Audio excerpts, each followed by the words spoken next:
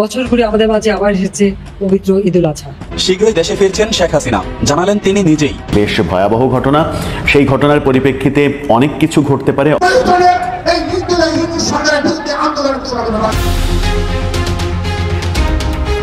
এদিকে ঈদের আগে দেশে বিশাল ঘটনা ঘটবে। শেখ হাসিনাকে ঘিরে ভয়ানক তথ্য সামনে আসে। ডক্টর ইউনূস আছেন মহাতঙ্কে। খুব শীঘ্রই দেশে ক্ষমতার পালাবদল হবে। সবকিছুই আপনারা দেখতে পারবেন এই সম্পূর্ণ প্রতিবেদনে। এখন আবার কোরবানির ঈদ। সেনাপ্রধান জনাব ওয়াকারুজ্জামান ডেডলাইন সেট করে দিয়েছেন যে ওই টাইমটা ক্রস করলে তিনি ক্ষমতা টেক ওভার করবেন। রাশিয়ার রাষ্ট্রীয় গণমাধ্যম আরটি প্রধান উপদেষ্টা ডক্টর মোহাম্মদ ইউনূস এবং সেনাপ্রধান জেনারেল ওয়াকারুজ্জামানের মধ্যকার যে দ্বন্দ্ব সেটি নিয়ে একটি রিপোর্ট প্রকাশ করেছে। ওয়াকার নিজে বুঝে গেছে যে সে কনভিক্টেড হবে এবং হাসিনার মৃত্যুদণ্ড হবে, ওয়াকারেরও মৃত্যুদণ্ড হবে। আপনার কি মনে হয় যে গত ৩-৪ দিনের ওয়াকার যে ড্রামা তৈরি করার চেষ্টা করছে ডক্টর খলিলকে নিয়ে,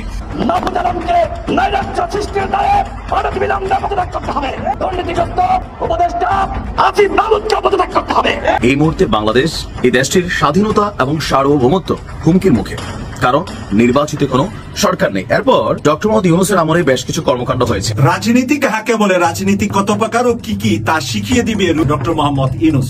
ভারতীয় মিডিয়াতে গিয়ে ডক্টর মোহাম্মদ ইউনূসের বিরুদ্ধে, রাষ্ট্রের বিরুদ্ধে এই কথাগুলোর জবাব ডক্টর মোহাম্মদ ইউনূস জবান দিয়ে দিবে না, কাজ দিয়ে দিবে। মাত্র 24 ঘন্টা আগেই বিএনপি তাদের হতাশার কথা ব্যক্ত করেছিলেন। সাংবাদিক বৈঠকে বলেছিলেন যে প্রধান উপদেষ্টার পক্ষ থেকে নির্দিষ্ট নির্বাচনী রোডম্যাপ আলোচনার পরিপ্রেক্ষিতে হওয়া উচিত ছিল, কিন্তু সেটি এখনো পর্যন্ত হয়নি। সব জল্পনা কল্পনা নাটকীয়তার অবসান ঘটিয়ে বিএনপির আসল রূপ তারা নিজেরাই জাতির সামনে প্রকাশিত করে দিয়েছে। দেশবাসীর সামনে মোহাম্মদ ইউনূসের মান, সম্মান, ইজ্জত যতটুকু যা অবশিষ্ট ছিল সেটাও মাটিতে মিশে একেবারে পদদলিত হয়ে গিয়েছে। আসসালামু আলাইকুম দর্শক, নতুন একটি নিউজে আপনাকে স্বাগতম। ইতিমধ্যে আমরা দেখতে পাচ্ছি ঈদের আগে নতুন একটি ঘটনা ঘটবে দেশের মধ্যে, এবং সেই ঘটনাকে কেন্দ্র করে অনেক চাঞ্চল্যকর তথ্য আসতেছে। দর্শক শ্রোতা, অনেকে ডক্টর ইউনূসের বিরুদ্ধে কথা বলতেছে, অনেকে ডক্টর ইউনূসকে চাচ্ছে না, আবার অনেকে আমরা দেখতে পাই যে তারা সরাসরি শেখ হাসিনাকে চায় এবং তারা শেখ হাসিনাকে আবারও ক্ষমতায় দেখতে চায়, এবং সেইটাকে কেন্দ্র করে তারা অনেক আন্দোলন করে, মিছিল করে। আপনারা তো সবাই জানেন যে আওয়ামী লীগকে নিষিদ্ধ করা হয়েছিল, এবং আওয়ামী লীগকে নিষিদ্ধ করার পর থেকেই দেশের মধ্যে আরও অনেক চাঞ্চল্যকর তথ্য আসে। গাইজ, দেশের এই রাজনৈতিক প্রেক্ষাপটগুলো পর্যালোচনা করে আমরা অনেক তথ্য এবং ভিডিও পাই। সব কিছু আপনাদের সামনে এই জায়গায় ধারাবাহিকলি তুলে ধরবো। আসুন আমরা কথা বাড়াচ্ছি না, আমরা সরাসরি ভিডিওর মূল আলোচনাতে চলে যাচ্ছি যে কি হতে যাচ্ছে দেশে, এবং সর্বশেষ কোন জায়গায় গিয়ে দাঁড়াবে দেশ। এই ধরনের কথাগুলো আমরা যতই শুনছি, কেউ কেউ এটা মনে করছেন তার মানে শেখ হাসিনা যা বলতো একবার তার কি মিথ্যা না, কিছু কি আসলে এমন ঘটতেছিল?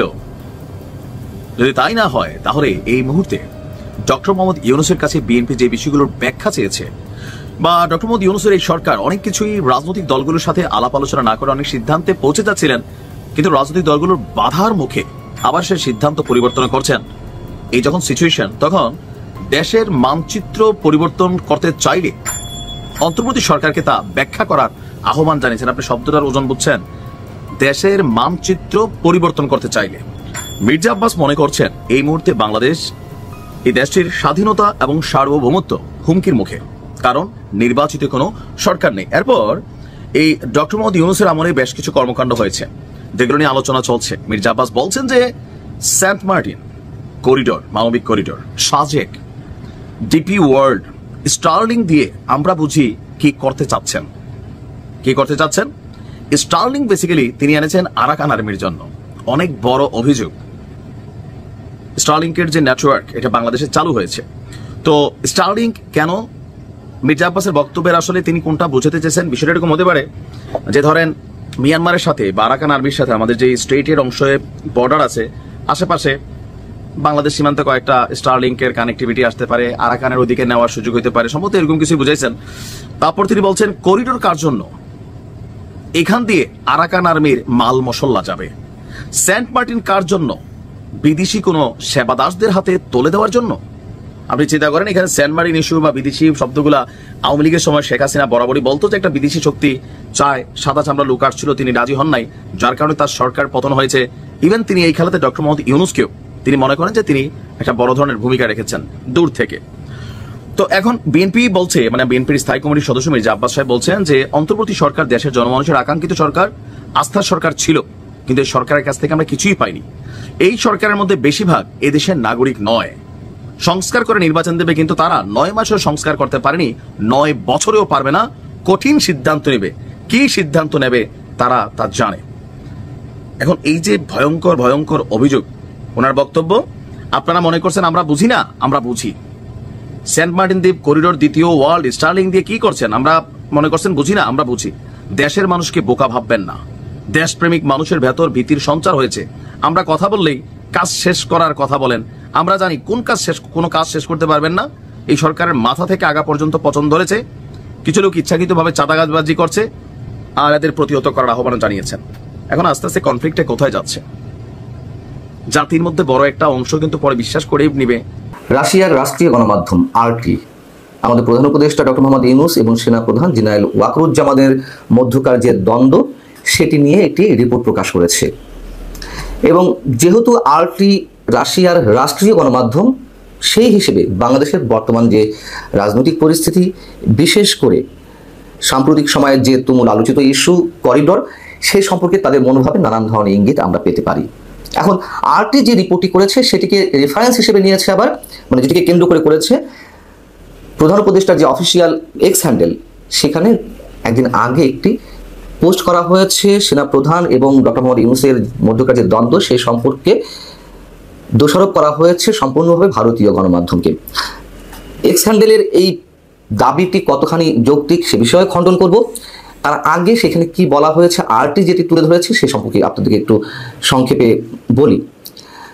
এক্স হ্যান্ডেলে দাবি করা হচ্ছে, প্রধান উপদেষ্টার এক্স হ্যান্ডেলে বলা হচ্ছে যে সম্প্রতি বেশ কয়েকটি ভারতীয় মূলধারার সংবাদ মাধ্যমে বাংলাদেশ সেনাবাহিনী এবং অন্তর্বর্তীকালীন সরকারের প্রধান উপদেষ্টাকে জড়িত করে ক্রমাগত মিথ্যা এবং বিভ্রান্তিকর প্রচারণা চালানো হচ্ছে।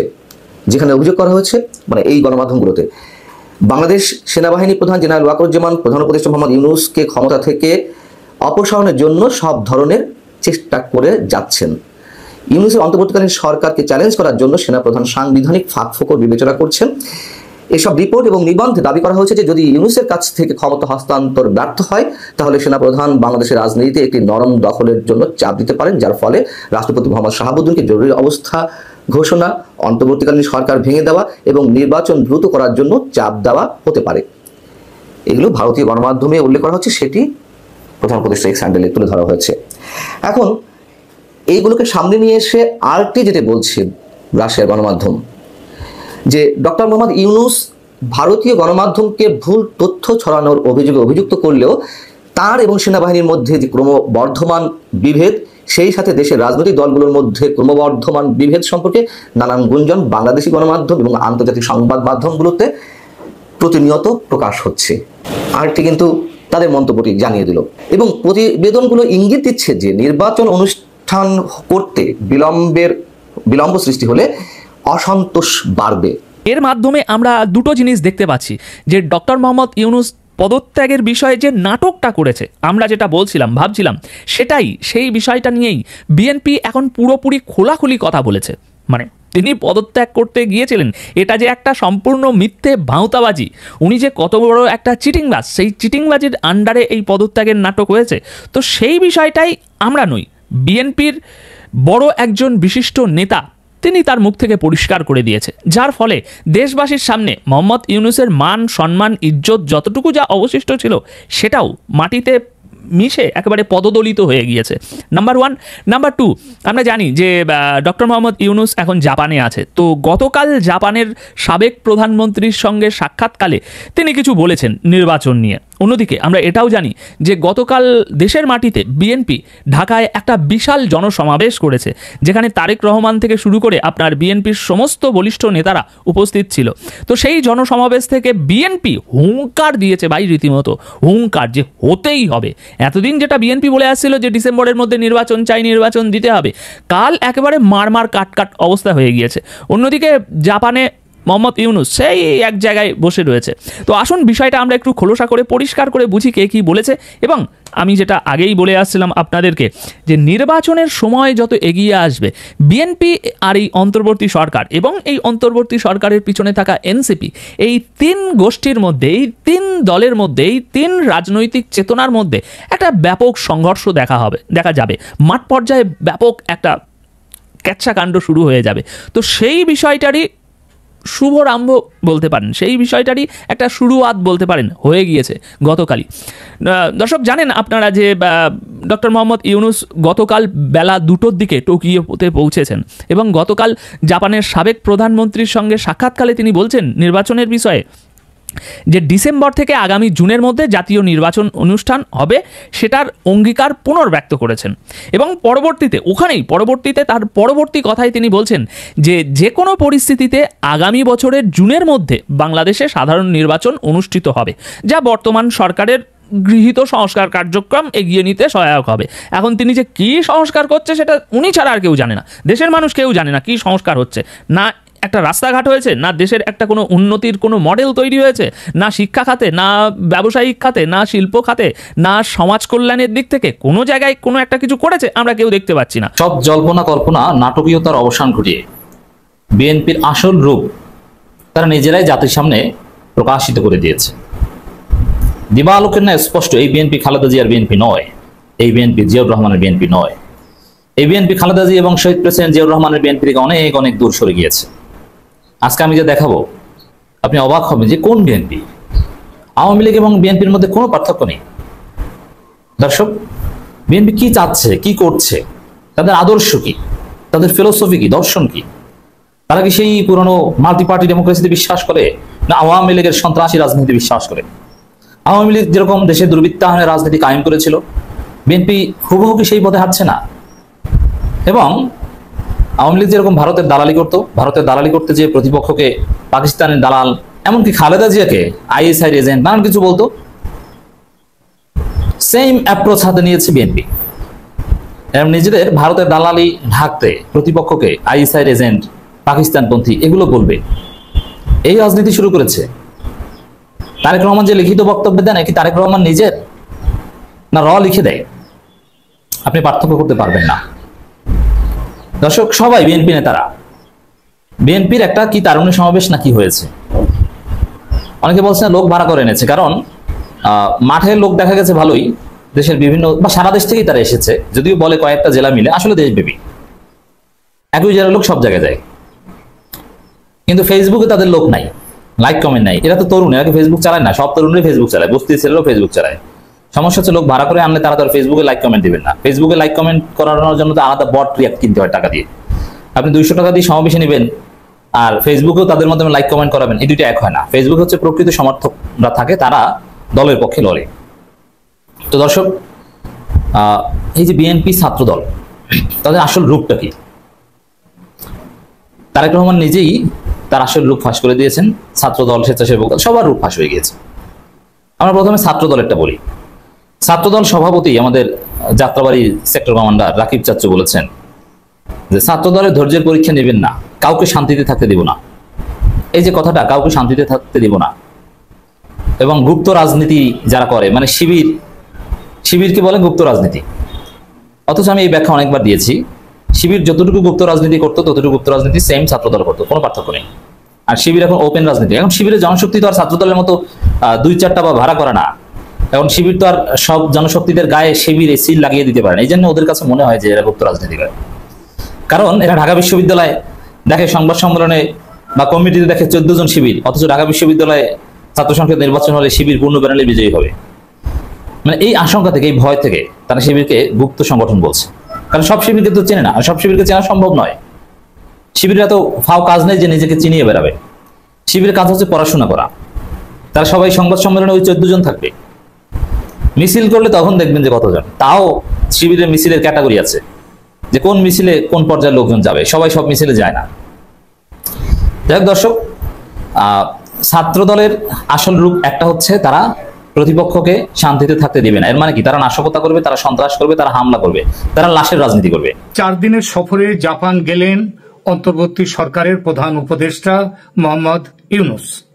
আজ 28 তারিখ তিনি বিকেল 2টো প্রায় 3টে নাগাদ তিনি পৌঁছে গেছেন জাপানের টোকিওর তারিতা বিমানবন্দরে। সেই বিমানবন্দরে তিনি গেলেন। খবরটি বাংলাদেশের গদি মিডিয়া প্রচার করছে এমনভাবে যেন এটা রাষ্ট্রীয় সফর, যদিও আসলে এটা একদমই রাষ্ট্রীয় সফরের নাম গন্ধ পর্যন্ত এই সফরে ছিল না, নেইও। তার সফর জাপানের যে নিক্কেই ফোরাম বা নিক্কেই ফাউন্ডেশন, নিক্কেই হচ্ছে জাপানের একটি, তাদের ওখানকার যেমন এখানকার শেয়ার বাজারে তাদের শেয়ার এরকম একটা সংস্থা, শেয়ার বাজার যেমন আমাদের আছে, ভারতে আছে বিএসসি, এনএসসি, এইরকম হচ্ছে ওখানে তেমনি একটি সংগঠন হচ্ছে নিক্কেই। সেই তাদের ওখানে গেছেন সেই নিক্কেই ফাউন্ডেশনের আমন্ত্রণে তাদের একটি সম্মেলনে উপস্থিত থাকার জন্য। এটা যে আদৌ কোনো রাষ্ট্রীয় সফর নয় সেটা বোঝা যায় এই বিষয়টি থেকে যে 28 তারিখে জাপানের ওই নারিতা বিমানবন্দরে পৌঁছবার পর তাকে স্বাগত জানাতে সরকারের কোনো মন্ত্রী উপস্থিত ছিলেন না। বিমানবন্দরে তাকে স্বাগত জানাতে ছিলেন না। ছিলেন কে? ছিলেন না কোনো সরকারি অফিসারও। ডয়েচ ভেল পত্রিকা জানাচ্ছে যে প্রধান উপদেষ্টাকে বিমানবন্দরে অভ্যর্থনা জানান জাপানে নিযুক্ত বাংলাদেশের রাষ্ট্রদূত মোহাম্মদ দাউদ আলী। কি বুঝলেন? তবু এই সফরকে রাষ্ট্রীয় সফর হিসেবে দেখাতে বাংলাদেশের সরকারি অনুগ্রহে বেঁচে থাকা সংবাদ মাধ্যমগুলি একেবারে উঠে পড়ে প্রচার করতে শুরু করেছে। তারা বলছে জাপান সরকারের বিশেষ আমন্ত্রণে নাকি প্রধান উপদেষ্টা মোহাম্মদ ইউনূসের এই জাপান সফর। একেবারে 100% মিথ্যে খবর। আর এই মিথ্যে খবরটি পাবলিককে খাওয়াতে গিয়ে, একটা মিথ্যে ঢাকতে গিয়ে আরো অনেক মিথ্যের আমদানি করতে হচ্ছে। বাংলাদেশের একটি বিখ্যাত সংবাদপত্র, সংবাদ মাধ্যম, সে লিখছে কি এই মিথ্যে ঢাকার জন্য? সে লিখছে 29শে মে সন্ধ্যায় তিনি, 28শে মে উনি গেছেন, মানে 28 মে যাওয়ার পর 29শে মে সন্ধ্যায় তিনি সম্মেলনে অংশগ্রহণকারী বিশিষ্ট বক্তাদের সম্মানে নিক্কেই ফোরাম আয়োজিত নৈশভোজে যোগ দেবেন। মাত্র 24 ঘন্টা আগেই বিএনপি তাদের হতাশার কথা ব্যক্ত করেছিলেন, সাংবাদিক বৈঠকে বলেছিলেন যে প্রধান উপদেষ্টার পক্ষ থেকে নির্দিষ্ট নির্বাচনী রোডম্যাপ আলোচনার পরিপ্রেক্ষিতে হওয়া উচিত ছিল, কিন্তু সেটি এখনো পর্যন্ত হয়নি এবং ডিসেম্বরের মধ্যে নির্বাচনী ব্যবস্থা সম্পন্ন হবে সেটা তারা বলেছিলেন। তার ঠিক 24 ঘন্টার মধ্যে আজকে বিএনপির একটি রাজনৈতিক সমাবেশ থেকে কার্যত ডক্টর মোহাম্মদ ইউনূস নেতৃত্বাধীন অন্তর্বর্তীকালীন সরকারকে একেবারে সময়সীমা বেঁধে দেওয়া হলো। দলটির সর্বোচ্চ নেতা তারেক রহমান দিল্লিতে ভার্চুয়ালি উনি সমাবেশে বললেন যে ডিসেম্বরের মধ্যেই নির্বাচন হতে হবে, নির্বাচন অনুষ্ঠিত হতে হবে এবং সে বিষয়ে সরকারকে উদ্যোগী হতে হবে। এবং শুধু তাই নয়, আজকে যে সমাবেশ, রাজনৈতিক সমাবেশে বিএনপির নেতৃত্ব স্থানীয় যে নেতারা বক্তব্য দিয়েছেন তাদের শরীরী ভাষায় মনে হয়েছে যে সরাসরি সরকারি দল এবং বিরোধী দল যেরকম ভাবে আমরা দেখি শাসক এবং বিরোধী, এই মুহূর্তে দাঁড়িয়ে যদি বলা হয় বিএনপি ডক্টর মোহাম্মদ ইউনূসের অন্তর্বর্তীকালীন সরকারের বিরোধী পক্ষ, ঠিক সেইভাবেই সরকার যেরকম আক্রমণ করা হয়। আজকে আমরা দেখেছি সালাউদ্দিন সাহেব থেকে শুরু করে সমস্ত বিএনপির তাবড় নেতাদের মুখে অন্তর্বর্তীকালীন সরকারের সঙ্গে পূর্ববর্তী শেখ হাসিনা সরকারের স্বৈরাচারী যে মনোভাব সেগুলোর সঙ্গে সম্পৃক্ততা করেছেন তারা। এবং নির্বাচনী রোডম্যাপ প্রকাশের যে আলটিমেটাম বিএনপি এখন অন্তর্বর্তীকালীন সরকার প্রধান উপদেষ্টার দিকে ছুড়ে দিয়েছেন, তারপর কি হতে চলেছে এই মুহূর্তে দাঁড়িয়ে, কারণ জামাত, এনসিপি এবং ডক্টর মোহাম্মদ ইউনূস সরকার এবং তার অন্তর্বর্তীকালীন সরকারের উপদেষ্টারা সবাই মোটামুটি একটি শিবিরে দাঁড়িয়ে রয়েছে এই মুহূর্তে দাঁড়িয়ে, এবং একই সঙ্গে আলাদা শিবিরে দাঁড়িয়ে নির্বাচন সামনে রেখে কার্যত ডক্টর মোহাম্মদ ইউনূস সরকারকে আলটিমেটাম বেঁধে দিলেন। কি হতে চলেছে পরমাশিস, তুমিও আজকের সভা শুনেছো, তোমার কি মনে হয়? কারণ আমরা তো মাত্র দুদিন ধরেই বিএনপি, আওয়ামী লীগ এবং ডক্টর মোহাম্মদ ইউনূস এই যে ত্রিপাক্ষীয় যে রাজনৈতিক বলয় নিয়ে আমরা বেশ কয়েকটি এপিসোড করেছি এবং তারপর আবার আজকে নতুন করে আমাদের বিএনপি কে নিয়ে আবার এপিসোড করতে হলো। তুমি কিভাবে দেখছো বিষয়টি? তোমাকে একটা কথা বলি, একটু বিষয়টা আমি একটু ঘুরিয়ে বলবো। ইংরাজি অভিধানে একটা প্যাথোলজিক্যাল টেস্ট বলে একটা কথা আছে, বুঝলে? সেখানে বলা হয় ইউরিন কালচার, ব্লাড কালচারের রিপোর্ট 72 ঘন্টার আগে পাওয়া যায়। বাংলাদেশের মানুষের সেন্টিমেন্ট, তাদের মানবিক মূল্যায়ন, এটা কি ব্লাড কালচার, ইউরিন কালচারের রিপোর্টের মতন 72 ঘন্টার মধ্যে সীমাবদ্ধতা সীমিত? আমার এটা একটা প্রথম প্রশ্ন বাংলাদেশের প্রধান যে রাজনৈতিক দলগুলোর কাছে, তাদের কাছে। তাই যদি হয়, তাদের উত্তরে যদি তাই হয়, তাহলে একটা সরকার 15 বছর ব্যভিচার, অত্যাচার, ভোট নামের প্রহসন, অধিকার লঙ্ঘন, চাকরির ক্ষেত্রে অধিকার পায়নি, সব ক্ষেত্রে তাদের অধিকার লঙ্ঘিত হয়েছে। সেই জ্বালা যন্ত্রণা 15 বছরের পর কিন্তু গিয়ে একটা সময় একটা বিস্ফোরণ, একটা গণ অভ্যুত্থানে পরিণত হয়েছে। সেটা হচ্ছে 2024-এর 5ই আগস্ট। সেই 5ই আগস্টের পর বাংলাদেশের সাধারণ মানুষ, সমস্ত রাজনৈতিক দল ওই সময় সেই বিস্ফোরণে, সেই মানবিক আন্দোলনে, সেই গণ অভ্যুত্থানে। রাজনীতি কাহাকে বলে, রাজনীতি কত প্রকার ও কি কি তা শিখিয়ে দিবে রুমিন ফারহানা আর মির্জা আব্বাসকে ডক্টর মোহাম্মদ ইউনূস। আমার মনে হয় খুব শীঘ্রই তাদের জন্য স্কুল খুলবে ডক্টর মোহাম্মদ ইউনূস। যেভাবে কথা বলছে রুমিন ফারহানা ভারতীয় মিডিয়াতে গিয়ে ডক্টর মোহাম্মদ ইউনূসের বিরুদ্ধে, রাষ্ট্রের বিরুদ্ধে, এই কথাগুলোর জবাব ডক্টর মোহাম্মদ ইউনূস জবান দিয়ে দিবে না, কাজ দিয়ে দিবে। ডক্টর মোহাম্মদ ইউনূস জবান দিয়ে কারোর সাথে ফাইট করবে না, কারণ তার উপযুক্ত আর এমন কোনো ব্যক্তি নেই বাংলাদেশে যার সাথে তার কথা বা বক্তব্য দিয়ে ফাইট দেওয়া সে নিজেও অভ্যস্ত না। অপরদিকে আমেরিকার সাথে বাংলাদেশের যে সুসম্পর্কটা যেভাবে আছে, সেই সুসম্পর্ক নষ্টের জন্য মির্জা আব্বাস বললেন স্টার্লিং আমরা চাই না, স্টার্লিং এনেছে আরাকান আর্মির জন্য, বাংলাদেশের কোনো উপকারে আসবে না। প্রিয় দর্শক, আমরা সবাই জানি এই স্টার্লিং আমেরিকা থেকে এনেছেন ডক্টর মোহাম্মদ ইউনূস স্যার। আমেরিকার সাথে ডক্টর মোহাম্মদ ইউনূস স্যারের রয়েছে গভীর সম্পর্ক। এই গভীর সম্পর্কের কারণে স্টার্লিং বাংলাদেশে এসেছে আধুনিক প্রযুক্তির সাথে আমরা যেন তাল মিলিয়ে ভারত, মায়ানমার সহ আশেপাশের আমাদের দুশ্মনদেরকে সহজে আমরা প্রতিরোধ করতে পারি। সেই কারণে আমাদের অত্যাধুনিক প্রযুক্তি, পাহাড়ি অঞ্চলগুলোতে আমাদের ইন্টারনেটের যে প্রবলেম, সেই ইন্টারনেটের প্রবলেমটা দূর করার জন্য স্পেশালি আমাদের যেই অঞ্চলগুলোতে ইন্টারনেট অ্যাভেলেবেল নাই, সেখানে সরকারি সেনাবাহিনী, নৌবাহিনী, বিমান বাহিনী যাতে করে সেই ইন্টারনেট ব্যবহার করে তাদের সবসময় সবকিছু কমিউনিকেশন, যুদ্ধের প্রস্তুতি, যেই ধরনের হুমকি আসুক সেগুলা যাতে করে কুইকলি তারা একে অপরের সাথে যোগাযোগ মেনটেন করতে পারে, সেই জন্য আনা হয়েছে সেই স্টারলিংকের ইন্টারনেট। প্রিয় দর্শক, দুশ্মনী বা বিরোধী করার সময় আমাদের চিন্তা করতে হবে আমরা কার সাথে দুশ্মনী করছি আর কার সাথে বিরোধিতা করছি, কার সম্পর্কে কথা বলছি। এখন আর কথাটা ডক্টর মোহাম্মদ ইউনূসের সাথে রইল না, এটা চলে গেল আমেরিকার ইলন মাস্কের সাথে, এটা চলে গেল ডোনাল্ড ট্রাম্পের সাথে। ডোনাল্ড ট্রাম্প কোথায়, ইলন মাস্ক কোথায়, আর মির্জা আব্বাস কোথায়? প্রিয় দর্শক, আমরা দুঃখ পাচ্ছি যে বিএনপির মতো একটি বড় দলকে ধ্বংস করার জন্য এরকম মির্জা আব্বাস আর এরকম রুমিন ফারহানা দুজন থাকলেই এনাফ, এর চাইতে বেশি মানুষ লাগবে না। এর মাঝে তো আভ্যন্তরীণ সমস্যার জন্য দুদুভাই সহ আরো কয়েকজন আছেন যারা বিভিন্ন সময় বিভিন্ন কথা বলে বাংলাদেশের মানুষকে উস্কিয়ে দিচ্ছেন। এখন ইলন মাস্কের স্টারলিং নিয়ে মির্জা আব্বাস গতকাল যে বক্তব্যটা দিয়েছেন, যেই বক্তব্যের প্রধান অতিথি ছিলেন তারেক রহমান, যিনি আগামীতে বাংলাদেশের প্রধানমন্ত্রী হতে চান। প্রধানমন্ত্রী হওয়ার পরে সর্বপ্রথম সমর্থন কি ভারতের নিবেন না আমেরিকার নিবেন? আর আমেরিকার সমর্থন নিতে গেলে ইলন মাস্ক যার নির্বাচনী ক্যাম্পিং এর প্রধান ব্যক্তি ছিলেন, আমরা ডোনাল্ড ট্রাম্পের নির্বাচনের সব ধরনের সবকিছুর প্রধানত ভূমিকা যিনি পালন করছেন, সেই ইলন মাস্ক হলেন স্টারলিং এর মালিক। আর ইলন মাস্কের কথা ছাড়া ডোনাল্ড ট্রাম্প শোনা যায় যে টয়লেটও যান না। ডোনাল্ড ট্রাম্পের যে কোনো কার্যক্রম, যে কোনো কিছুর সবকিছু যেন ইলন মাস্কের হাতে কলমে লিখা, আর ভিতরেই ডোনাল্ড ট্রাম্প সব বাণিজ্য সবকিছু করে থাকেন। আমেরিকার বাণিজ্যের বেলায় নয়, বিশ্বের বাণিজ্যের মার্কেটে ইলন মাস্কের স্টারলিংকের কত কিছু। প্রিয় দর্শক, সেই ইলন মাস্কের বিরুদ্ধে মির্জা আব্বাসের মতন বিড়াল যদি বলে জঙ্গলের ভাগকে এই ভাগ তোর মতন তো আমিও মেও আর ফুট করতে পারি, তাহলে বিড়ালের সাথে যেরকম ভাগের যায় না, বিড়াল যেরকম বাঘের ধারে কাছে নয়, ওরকম বাংলাদেশের একজন ফুটপাতের ছোটখাটো ব্যবসায়ী যদি মনে করে বাংলাদেশের কোন শীর্ষ ব্যবসায়ীর সাথে কন্টেস্ট করবে, আর বাংলাদেশে বসে মির্জা আব্বাস ইলন মাস্কের মতন ব্যবসায়ীকে অপমানজনক কথা বলা এবং এর খেসারত বিএনপিকে কতটুকু দিতে হবে, সেই ভয়টা। ডক্টর মোহাম্মদ ইউনূস নির্বাচন বুঝি না, ওনাকে আমরা 5 বছর ক্ষমতায় চাই এই নামে যে আন্দোলন হচ্ছে, বিভিন্ন জায়গায় জনসমাবেশ হচ্ছে, আর ফেসবুক পেজে প্রতিনিয়ত আপনি দেখছেন একের পর এক আপনি কি হ্যাঁ ভোট দিবেন নাকি না ভোট দিবেন, এরকম পোলিং সিস্টেম আসছে, রাইট? এখন এরা আসলে কারা? আপনি আশ্চর্য হয়ে যাবেন যে সুযোগ সন্ধানে কিছু অ্যাক্টিভিটিস কোন লেভেলে চলে। আমিও ভাবছিলাম প্রথম যে ফেসবুক পেজে আমরা যাদেরকে রাজপথে দেখি তারাই হয়তো ফেসবুক পেজে বা ইউটিউবে এই প্রচারণাগুলো চালান।